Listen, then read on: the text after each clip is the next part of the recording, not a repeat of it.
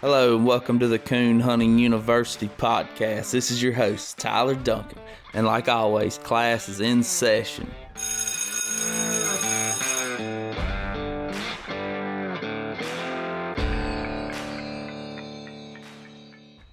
Hey y'all, so Coon Hunting University is brought to you by Superior Light Company, best lights in the business. If you don't believe me, go check them out, nighthunters.com. Use coupon code CHU podcast at checkout and receive almost $20 off Hellcat Max. But that code is good for any Superior Light on that website and the battery tester, which works with the Hellcat Max. So go over there and check them out. So today we're going to be talking to Mr. Bobby Burton, and I have Mr. Eddie Simmons here as a co-host to help me conduct this interview. We're going to talk about the Burton family tradition of coon hunting and all the successes that come with it, man. This family has won everything. I mean, it is crazy. And we talk about that. We talk about the world hunt. We talk about all the dogs the Burtons have had, Spot, Topper, Legs, I mean, just to name a few. And this is probably not the last you're going to hear from the Burton family tradition on the Coon Hunting University podcast. I'm not going to say that 100% for sure because we don't have anything in stone, but I would like to get the whole family tradition when time allows. So I'll quit yapping. Without further ado, me and Mr. Eddie Simmons interviewing Mr. Bobby Burton on the Coon Hunting University podcast, episode number 22. Y'all sit back and enjoy. Hey, Mr. Bobby, can you hear us? Yeah, I got you. I got you, buddy. Oh, yes, sir. I got Mr. Eddie Simmons here with me as well. Listen, I need to know something right up front. Is it the Eddie Simmons that coon hunt? Yeah, it is him. Bobby, what's happening, buddy? Have you checked his breath today? Had him do a blow on it? Anything about his alcohol problem? I've been working on that, Bobby. I've been working on that. Oh, Lord. I understand. Yes, sir. Yes, sir. Good deal. Yeah. Mr. Bobby. Yes, sir. If you could, please tell the folks that are listening to this a little bit about yourself. Oh, Lord. Well, just an old country boy, I guess. Growed up in the hills and hollers and one thing and another. In the coon hunting world, riding horses and mules about like anybody else, I guess. But about what we do, coon hunting, piddle around a little bit, buddy. Yes, sir. Daddy and Mama and them, they've hauled me all over the world. Or as, you know what I'm saying, coon hunting or whatever. But anyway, one of them deals there now. Well, I ain't even going to get into all that. I start to say about Sean and all of them brothers, you know, but I ain't even going to get into that. Yeah, it's all no good. Eddie knows him. Bobby. Hey, y'all one heck of a tight-knit family up there. I'll be honest, I'm gonna ask you some questions, Bobby, and some of them yes, I kind of know the answer to. But at any time, if I mess one of these stories up, I want you to correct it. But before we get started in this thing, I just want to tell you, the Burton family has been in this sport a long time. Sure. And the biggest thing I can tell is the friendships y'all have made across the country. How many people through the years y'all have made and how y'all have represented your family name and how y'all have represented this sport. I'll be honest with you, Bobby, it's a class act. I've never heard a Burton brag. So I just want to tell you that y'all carry yourself the right way, buddy. Appreciate that. I really do. Like I said, it's one of them deals. Don't never mean to brag nothing, but you know what I'm saying. But that's the bottom line to it. But we play hard. Yes, sir. Absolutely. Yes. Well, tell us, Bobby, how did it all start? I told these young men I'm here with, I thought it was Mr. Billy, but now I could be wrong. Where did it start, Bobby? No. You're exactly right. Billy Burton, it's supposed to be my daddy. Your mama said he was. We're hoping. I got a good mom, I do. But anyway, there you go again. But no, Daddy, like I said, just been a deal. We growed up in the woods, buddy. You know, people talk this and talk that, but man, I guess probably the way I act sometimes, I act ignorant. People probably think I'm on drugs and everything else, but I get around people. I've had a little sickness and stuff, and I know how it is, lay on your back, can't help yourself. I get around people. It's just a natural high to me. I can't help it. And whatever I'm pretty well thinking, I say because I forget it if I don't. Some things I probably shouldn't, but like I said, Daddy and Mama both. My goodness, Daddy's always hunted. We'd lay in them old woods. And you know, like I said, everybody else getting older and stuff. And he still loves it, hearing them old tales and all that. But, man, listen, Me and him used to lay out there night in and night out. He's woke me up in snow. Not be no snow on me, but listen to them old blue ticks run junk and foxes and all that stuff. Get after so long, every kid ain't got something to do. He'd like doze off. I remember 12, 1 o'clock in the night, him wake me up, said, "Get up, boy, they finally got trees. Wake up and be snow on me." I'd jump up scared, didn't know what in the world, you know what I mean? Back in the day there, 6, 7-year-old, I'm telling you. Oh, yeah, you'll never forget those memories. But, he's in the PKC Hall of Fame, Bobby. Of Yes, course, sir. I know you know that, but Yes, he is in the PKC Hall of Fame. This year, a female of his was inducted in the Tree and Walker Hall of Fame, y'all's female. And you know that your dad is on the list of the top breeders in PKC for the number of puppies and how much they've won? I'm going to be honest with you, and I know it sounds ignorant, but you've heard me say it before. I don't never pay no attention to stuff like that. It ain't that I'm better than nobody or don't care. I just never, Sean, he's got more downtime. He can look at stuff like that. Most time, his dogs ain't doing much, so he can really read up on stuff. But no, I didn't. I'm always one got to do the hard work. You know what I mean? Oh, well, that's the way it's always been. But no, I did not know that, and Daddy will be tickled to death when I tell him what you just told me about that Hall of Fame deal. You know what I'm saying? Sure. But then, like I said, that is a good deal. Sure is. Yes, sir. But anyway, no, I didn't know that. No, yeah, that's pretty awesome there. I imagine. Let me ask you this question, Bobby. I got another question for you. I got a bunch of questions. Has a Burton ever won a cast with any other breed than a Tree and Walker? So I said I didn't know that answer. No, I can't say we have, buddy. That's what we've always hunted. You know what I mean? Not that I know of, fella. I didn't either. I didn't either. That's what we've always fathered and stuff like that. Bobby, like hunting with your dad and stuff like that, did he like competition hunting a lot? Is that what put the desire in you to be a competition hunter? I'm going to be honest with you, fella. We always just coon hunted, hills and hollers. I'm telling you, back when I was growing up and stuff like that, we coon hunted, possum hunted. You know what I'm saying? Just being in the woods, period. And I always loved dogs, and Daddy did too, and Daddy's daddy. They say I get a lot of my traits from him. Daddy's daddy there. They always said he could take a cat and have it counting, just the way he fooled with stuff. You know what I mean? But, and one thing led to another, but first competition hunting, Lord, we didn't know nothing about none of that, or it wasn't back then hardly, but we just loved hunting, regardless. And then next thing you know, I never forget it. We went to hunt, actually, can't even think about that guy's name now, it's pitiful. But anyway, as a guy that Daddy knowed and stuff like that. Oh, I'll tell you what the dog it was, is old Blue Streak. God darn it, what was that guy's name? Where did he live, Bobby? Condry, yeah. Blue Streak down in Louisiana, Tommy Condry.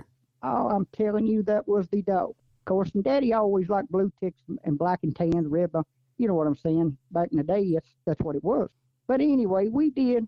I'll never forget it. We went out on a cast with them. And, son, you bet you one thing, Walmart ain't never had a prize that had my eyes lit up any more than what going to this hunt was to see these big time guys. You know what I'm saying? Sure. Man, I just couldn't wait. And I don't mean it in a bad way, but facts is facts. I think old Stryker was in the cast. That's a red alert right there. You believe it. Don't you think that boy couldn't run a deer. But anyway, we was out there on that hunt. Of course, I didn't even have a light, but I didn't have to have a light. But anyway, we was just out there following around. I'm thinking all this, man, our dogs ain't nothing. You know what I'm saying? And I don't mean it in a bad way, but I'm telling you right now, we walked them hills and hollers, and I never so much junk running. Just everything. They really all had a bad night. I told Daddy, I said, Daddy, when we get back home, if these dogs is the best of what's supposed to be the best, why won't you take my little dog? And we go. I know she could tree coons anywhere she was at. You know what I'm saying? And I'm not kidding you, because their dogs, all they done, finally made a tree. But anyway, I never was so let down in my life. But when we get back home, Daddy takes me to a daggone old UKC hunt, and my little dog treed 3 coons. I wore them out, and one thing went from there on. You know what I'm saying? I never forget that. They always called it Bobby Burton and the Little Beetle Hound because she wasn't no bigger than I was. But but anyway, one of them deals there. And it sort of took off like that. And, of course, when you win, you can't wait to go again. When you was talking about that Beagle Hound, did you take your height from your great-granddaddy? Is that who you said y'all was built about the same? Is that where you got all that height from? I tell you what, I don't know, man. You've heard me say it before, but we're inbred, I think. It's just one of them deals. But no, they all sort of tall like, but it comes back from my mama's side, what it is. But I always tell people, the old foundation bred quarter horses? Yeah. You know how the old time horses is bred real big, thick, they're the real stuff. I felt like I was bred on that line there because I used to be great big and, I had a little sickness. Now I'm smaller. Yeah. Okay. Well, Tyler, you got a question for him? Yeah. So what are some of your earliest coon hunting memories, Mr. Bobby? Man, listen, we was in what we call the old river bottoms down here at Morgantown and sport bottoms. But I remember them old sloughs in there and stuff like that. I remember when I was about 3 years old, like I said, we was out there and about and piddle around. I remember coming them old sloughs in there, and Daddy, he'd always wore tennis shoes. He never knew what them chaps was. They didn't have them back then. But he'd wear tennis shoes because when you walk at water, he always says you'll walk your socks dry in tennis shoes, boots that holds it in. So he always wore tennis shoes. But he'd carry me on his back across them old sloughs, and just down there piddling around, man, to every old thing. Times money can't buy. That's the truth. Just, I don't know, one thing to another. Like I said, a big coon hunting deal, and I don't know, just everything, I guess. Some of the stuff, I can't remember all of it, but just unreal. The nights and the hunting and stuff that we done when we was little there, and one thing to another, and climbing them old trees and shaking an old possum out. And golly, I never had them old pups. Anything they treed, it come out. That's just the way it was. And God almighty, just one thing to another. And it's sad this day and time because all these younger boys and all that ain't got a clue about coon hunting. I don't mean it in a bad way, but they just ain't got a clue about a hound and coon hunting. I mean, that's just true. I don't know. We didn't grow up with all this technique stuff. They got your Garmins and all that stuff. You had the Eddie nose, had to go over that ear, and every bark it gives, they tell you something if you pay attention to them. Whether it's cut over, ditches, banks, fences. You hunted that dog and spend your time with him, he's telling you all you need to know. Bottom line to it. But I wish they'd all go back like we did coming up, and they would understand dogs and the hunting, how it was then. You know what I mean? But anyway. How long had you competition hunted before you figured out that was something that you wanted to stick with for the long haul? Listen, I'm being honest with you. The first hunt, like I said a while ago, the first hunt I went on that UKC hunt, that's something that, man, it's one of them deals, I feel like I got a pretty good dog, and Daddy carried me, and one thing took off. You was hooked right then, about like killing your first turkey, deer hunting or whatever. Yep. And just one thing went to another, and I've always says, and Eddie too, I don't care if I'm walking across the yard, I like to be about a half foot in front of you. Same way with coon hunting. If my stuff ain't ready to go, I got people I can call and talk to, and I don't mean it in a bad way. But if you ain't, stay home. Work on that sucker till he's ready. You know what I mean? One of them deals there. But ever since I was about 9 years old, I guess it was. I think that was one of my first hunts I was in. Yes, sir. But anyway, and ever since then, buddy, you want to know the truth about it, ever since the first hunt, I was hooked on it. That's the bottom line to it. That's awesome, man. So, yeah. How do you like a dog to operate nowadays, and how does that differ from the dog that you won that first UKC hunt with? I'm going to be honest with you. People talk about the dogs has changed so much, and I will agree with that a whole lot. But I'm going to tell you what still wins and what still does it, and Eddie T, same thing. I hear a lot of people say, well, it's just a big difference in the dogs this day and time. All it is, they said, a mouthful. It's about like a kid broke pony. You say you got a kid broke pony, you saying a mouthful, fella, because it's got a mind of its own. You never know what they love to do. But these dogs, to me, it's more coons now than what it used to be. Just the bottom line to it. But that dog that trees that coon, and that dog can still trail up a coon and tree one, that still wins. That's the bottom line to that. And if you participate with that stuff, most of these dogs is just run around these little fields and fence lines, and they got an ambush going. But most people, that's what I was talking about a while ago, people didn't grow up to when a dog would trail a coon up and actually tree a working coon. Now, if it ain't just 2 or 3 barks, they're sick of hearing it bark. Get treed so we can run to you, then tree nothing. Bobby, I got a question for you, too, along those lines. Are the dogs today better than the old dogs or the... I'm going to be honest with you. Like I said, everybody's got opinion, but you know how I am. You run at me a bunch, and I ain't saying our stuff walk on water. But it's just the way people does the dogs this day and time. They have bred the coon dog out of them. It's more like bird dog style now. You better be just snapped like a rubber band here and enter and done. Birds going over yonder, and you probably heard me say it before with old break and all of them. When I went somewhere and that weather changed, I liked that time better. They proved me wrong a lot. But what I'm saying, most of our dogs, they can trail one up and still tree it. These little pot-nosed dogs that runs around here, you wonder why you don't ever hear them or they blow from out of the world. It's because they out there running around all over the country. They can't smell nothing hitting that little ambush cone. And to me, don't get me wrong, I want a dog. You've hunted with Topper, you've hunted with Spot, and dogs like that. I want my stuff to participate. That's what I want him to do when I cut him. Many dogs will tree a coon in 5 minutes of the cast and then around for the last hour and 55 minutes because they ain't got enough gumption to get on out of here and go on over in that other holler to strike another track. You know what I'm saying? To me, there's a many of dogs that could be nice dogs, but it's all that high-tech training where they burn them with collars and they spend too much time in there. They don't understand a dog working a coon track down an old ditch and cut over and rough. I tell them all the time, if he's been in there 10 or 15 minutes and he's barking, shutting up and cutting and slashing and smelling that track, the old dogs back in the day, that's the reason they always had coons when they treed. Because either you walked in there and got after them, or they worked that track out and treated. You give them time. Mm-hmm. You know what I mean? And I understand there's so much time.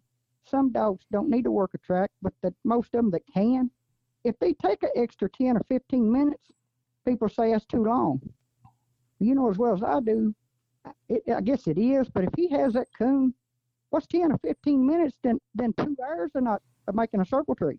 Oh, yeah. It's a big difference. You know what I mean? Absolutely. I understand. Well, Bobby, y'all have bred dogs, trained dogs, and won coon hunts. And I know you're a competitor and you're a born competitor, but tell me about, do you like messing with puppies? Do you like making crosses, or how does that enjoyment work out for you in this sport, Bobby? Well, I'll be honest with you. For dogs, I love to fool with young dogs. I really do. And I don't mean to brag. I don't. You better have an extra hand if you're going to fool with a puppy, period. I don't care if you're squirrel hunting, rabbit hunting. I don't care what you're doing. It takes patience with them suckers. And they all nights ain't good. You know that. But I love fooling with young dogs long as they try. I don't care how junky one is. That might sound ignorant. I don't care about all that. All that is man putting his boots on a little extra time. But if he can show me when he hits that coon track, if he can get it treated in the right kind of way, son, let me tell you something. Me and that boy there get together. Yeah. I'm telling you, all you got to do is hunt and other stuff. Let me ask you this, Bobby. If you're messing with a pup you kind of like, how long does it take you, Bobby, to know I'm going to spend my time with that dog? I'm just saying, like, I know if he ain't got the hunt in him and he ain't got the desire in him, you're probably done with him, but tell me the rest of it. Well, I'll be honest with you, and this probably sounds crazy. We live out in the country. We let our puppies run loose. Most, you know what I'm saying? That's just the bottom line. But I pretty well, just watching this pup, when I come in, a lot of all different hours of the night here and yonder, and then when it's hot, a lot of, 100 degrees, most of them old dogs that ain't got that gold pair, you know where they're at, they get fatter. They ain't going over yonder to burn no energy. I'm just telling you, you can tell the one running through that country, running that old junk, if they're all the time making racket every direction, when you come in at nighttime, different hours, old pups like that, that's a big old start, son. That's a big start to me. That's what I like to see. Just from watching him running loose around here, they can't get out of this yard and get in this country. they ain't going to make it a long time, I can tell you. You ain't going to have to worry about your neighbor down there making $50 off of his neighbor, I can tell you that. Yeah, off of that dog. Ain't going to put up with them. Yeah. Yes, So What do you do to prepare a dog for a major event, Mr. Bobby? Listen, I'll be honest with you. A lot of people kills coons. I used to be the world's worst. That's most thing what people wants to do. Kill coons. That boy, now he's ready. And I promise you, I'm not too bright. I tell you what, and Eddie's heard me say it. Eddie's heard me say a lot of stuff, but it's a reason why, because we've done it a long time. But what I'm saying, Daddy said that instead of killing coons, I used to be one of the world's worst. If it went up, it come out. I don't care if it's over in the courthouse yard. You believe what I'm telling you, it come out. But Daddy said, if you get a dog that likes to tree them coons, I promise you, you'll find that dog trying all hours of the night. Instead of just one that you got to constantly kill coons. Hey, if coons ain't moving, he's done. He said that old foxhound will lay up there and run all night long. As soon as he heals his feet back up, he'll run another all night long. They don't kill them foxes, but they hunt them. They participate with them. You know what I mean? And the right kind of way. That's birds getting one ready and this and that. If a man's fool with his dog, buddy, hey, you know where your dog's at. You know what he need or don't need. Dogs does need a coon here and yonder, but you can't kill them to them on them hunts. I mean, if that won't short one out, and if he's very smart of a dog, it don't take them long to figure out stuff. They go on them hunts, hear them beepers go off, hey, and don't never get a coon kill. Why should they get out here and want to try all the time then? When they get home, boy, they're just a different dog. They're going to bust in and do it in style. You know what I'm saying? Stuff like that I think's bad on a dog. Hey, y'all, this is Tyler, your host of Coon Hunting University. I'm here to talk to you about extreme dog fuel. Whether you're looking for a 30-20, 24-20, 26-18, or a 22-12, they have any type of food that us coon hunters need. I'd like to issue a thank you to them for making Coon Hunting University podcast possible. So go to extremedogfuel.com and find a retailer near you and give them a try.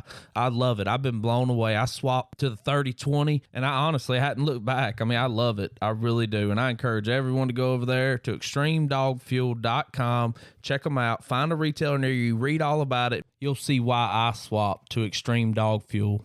Myself to birds getting them ready, but mainly, like I said, mainly just hunting your dog, and it ain't laying out there hunting it all night. I've done all that, believe me, I have. But you get a dog wore plumb down, and people say, well, boy, I've hunted him hard for 2 or 3 weeks. I mean, really?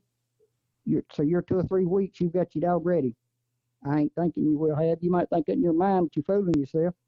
But man can hunt a dog a few hours and do him better than all night long instead of burning him out and constantly beating and thrashing, carrying on the ignorance. To me, I want him feeling good about what his job is. And if he's not, you'll look good here and yonder, but you're not going to shine very long. Bottom line, too, because he quit on you. I believe that. Good advice. I mean, for sure. So do you believe that you can put the drive or the want to go hunting into a dog, or it's just something they're born with? And now remember what I'm telling you. I've heard of many people say, well, he just ain't got no go. He just won't do this. He won't do that. Feller, I'm telling you right now, that go part needs to be bred in them. That's a big plus. It really, really is. But I grant you, you get me a dog that shows me he can treat that coon in the right kind of way. I don't care if he's in a wheelchair. I believe I can help that sucker turn them wheels faster. I really do. I don't mean to brag. I'm just telling you facts. There's traits to everything, but I'll grant you that sucker will learn to move, and that boarding up in ditches, going to houses, hitting the roads, all the old side tricks they follow up in the habits, depending on how rough you get with them. And a lot of people say, well, he ain't no smarter than that. I understand. And that's the reason why a lot of times you don't hear no more about him, because the one that's on snapping him ain't got much gold power in him. So it's what you get, what you put in it. You know what I mean? A lot of it, but that natural bred in them, it goes a long ways. It really does. But like I said, you can help a dog here and yonder. I don't care if they say all they do is quit. Yeah, I understand. Most of them does, because it's the side traits that they picked up that you don't know what the next move they're going to try to do to prevent that move. And if you can prevent that next move that they're going to try, and believe me, it's a bunch of them runs in it. But if you can't fix that one, you can stop it before the dog ever thinks about it. That's just facts. And I ain't trying to sound like I'm just the only one ever hunted a dog. But I'm just telling you what I've seen from my own self. I've messed up a bunch of them. Anyway, sometimes I learn a few things, but I wonder sometimes, but I do. Yeah. But anyway, one of them deals there. But now you can help a dog, buddy. I'm a firm believer in that. Just believe me, I've had some of the worst. I promise you. Promise. Yeah, that's awesome. It really is. So, what rule would you change, add, or delete, and why? The old rules and stuff like that. That's just like this deal they got right now. No leash lock. Listen, I figure I'll hunt. Eddie, I believe I tell you this. I hunt about as game as anything. I don't care if he's 8-month-old puppy. He's going to be about as game as anything a man can turn loose. And you get out here now, and you're changing the rules to no leash lock, and everybody talking about the less hunting. Now stop and think about that. What common sense does that make? I mean, why would you change a no leash lock and the way people's hunting is this day and time? They talk about dogs get run over and we ain't got the hunting spots. And you're constantly cutting the dog loose. Don't get me wrong. That's no problem. They say, well, that's for the dogs that don't strike quick. Well, let me tell you something. You get one that hustles when you pop your snap, you will see that 25 strike ain't bad. I promise you, but here's the catch to it. Get you a dog that'll participate, and you'll make up for that 25 strike. I promise you that, because that sucker is moving. Several people that's done voted for that rule. Oh, you wouldn't believe the ones that's talking. We got to change it. That won't work. Really? You ought to coon hunt it a little bit out here before you made that rule. Yeah, that's the way I see that. Bottom line to it. Look here, Bobby. He's going to let me talk to you for a little while, son. I barely could wait. I like to talk a little bit. I'm going to bring you back a little bit. I'm going to tell some stories, but remember that if I mess one of them up, I want you to get it right. But I want to hear just a little bit, because I'm going to move you right on along. I want to hear about this Burton's crank. I hunted with him a long time ago, and I liked him. But I didn't get to know much about him. I know he won 2 state championships, Kentucky state champions. And I've been telling my little buddy about Landon, this half bark tree dog you had. I said, me and him talk about one barks, but Train, if you get a chance, tell us a little bit about Crank and Train before we move on. Yes, sir. God almighty, old Crank. One of them deals there, and like I said, they don't all walk on water. I had just about as soon to hear that dog strike a coon, and from the time he struck it to the time he treated it, about as much as any dog I've ever listened to, because he flat done it in style, feller. He had that big old mouth. He'd run a coon track like dogs run a deer track with his head in the air. And Lord have mercy, when he come treat Eddie, son, it sounded like it. You walk in there to him, he opened them jaws. It looked like you could shove a basketball down his throat. I ain't kidding you. Just the way he screamed and squalled, just stylish. He really was. But there you go again. He hustled and he moved. He tried to get something going. I really enjoyed that dog. Sure did. I never will forget it. He was a puppy, laying on the porch out here now. He was probably 4 months old. Just as unconcerned as you ever seen in your life. Hey, I had 5 beetle hounds running loose. And I'm telling you, Eddie, they jumped a rabbit down here behind the barn. This pup's laying on this porch sleep. These dogs, this rabbit come across the yard going off over the hill down there and he pulled those paws. These 5 beetles come across this yard that anything breathing should have paid attention to and wondered, what is this racket? Because they come across this yard like that beetle hound's supposed to. This old pup, he really did raise his head up, but he never got out of his laying on the porch. I told Brenda, I said, we ought to kill that sucker right now. That is about as the most laid back and unconcerned dog I ever seen in my entire life. I know he was a puppy. But God, he said he just seen the rabbit go across the yard. He didn't even try to get up and run the rabbit. Just by curious running it. 2 weeks later, Daddy calls up here. He said, what is that killing something up there on the side of that hill? I said, do what? It was old Crank down there running his own rabbit. And he had that mouth when he was just a young man. I'm telling you, fella. And he took off from there. You know what I mean? But it was just crazy from 1 week that he wasn't just unconcerned, and then how he just, hey, I'm gonna do it by myself. I guarantee you. Well, what about the trained dog? I remember you talking about his voice, and I said you'd treat that dude on a half a bark. What about him? It's one of them deals there. I never will forget it. Old Grant Black. We was down there one night on a hunt, out of roller down there. And old Train got in there, and he that just goes back to the breeding of them. You know what I'm saying? Sometimes they'd hang up here and yonder. It's a lot of times that they don't get better at it. It's just sometimes they know about how long they need to spend here. You know what I mean? Mm-hmm. Old Grand, they done treat a coon. And he said, Burton, it was in water and stuff like that. He said, of course, you know how I'll pick and cut up, and he did too. Man, he's a fine fella. He said, Burton, he said, instead of an old trailing type dog, he said, when you come to this coon hunt, he said, boy, you sure brung a coon career. I'm not kidding you, Eddie. I wish you could do an interview with him about old Train, because he didn't much more say that. Old Train, he give that old whistle, I called it, and a lot of people say, I know why you called him Train, how he do that old howling type mouth. When he started with that old mouth, I treat him. We go in here, and he's got a coon. We come off of that. It ain't minutes. He's sitting through yonder. He hears that old Train go off again. I train. He's got another coon. Now, they treat one now. Like I told you a while ago, first 5-10 minutes of the hunt, I cut him off that in water, thick it rough. 1 minute, old Train sitting through yonder again, and when he located, old Black said, Grand, he said, I'll tell you one thing, Bobby Burton, you won't ever hear me mention nothing about a trailing type dog. He said, I'm going to treat old Train for you, he said.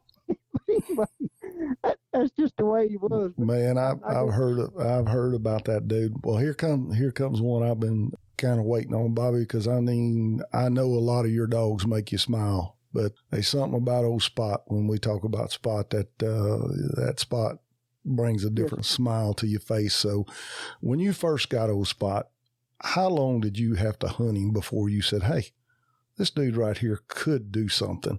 Tell me about that, Bobby, how he was and when you realized this thing could be something. Because I got some more questions. You know, me and your mama talked, and me and Stephen Miller talked, and that's coming on down the road. But I'm going to be honest with you, and Spot can't help it. I know a bunch of people here and there's had him, this, that, or whatever, but hey, whatever. I don't mean to run nobody down. Spot had every habit a dog could have. I'm talking about a habit bad. Something that ain't nobody going to lead him nowhere. Bottom line to it. That's just like old Frankie. I didn't even know that was Spot's daddy. Mm-hmm. Didn't care. If I didn't like what Spot done, I don't care. Who cares about the rest of them? Sure. I'm just fooling with the one I'm hunting. But the first time that I went with Spot, I'm just telling you right now, and he was actually standing at a tree just over there knowing he shouldn't have been there, where people got after him a little bit, but they didn't do what they should have done. But what I'm getting at, when I seen how that dude could fire out of the truck in minutes and be a mile and done on a half a bark, he had what it takes. You done got your main thing over with. He could flat get in yonder and trade that coon. So the rest of it's common sense and hunting a dog to me. I will say, that dog had every bad habit. I don't know a habit that he pretty well didn't have. I'm being honest with you. Mm-hmm. But he had the main thing, and that was that get up and go, son. Yeah, it took time. It really did. But I told Jarrett Robertson, I said, buddy, I don't mean this or whatever, but I said, I really believe I could do that dog some good. He thought it was funny. But anyway, but I said, me and that dog, that is. Not everybody hunting with and doing this and doing that. That ain't going to help this dog, what he had to have. Going to houses, running the roads, trying to kill a dog over in the yard. I'm just telling you, it's crazy. But that wasn't the dog's fault. It's the way the dog was hunted and jerked around. You know what I mean? Sure. And they make habit. But, Lord, when we got on that right path.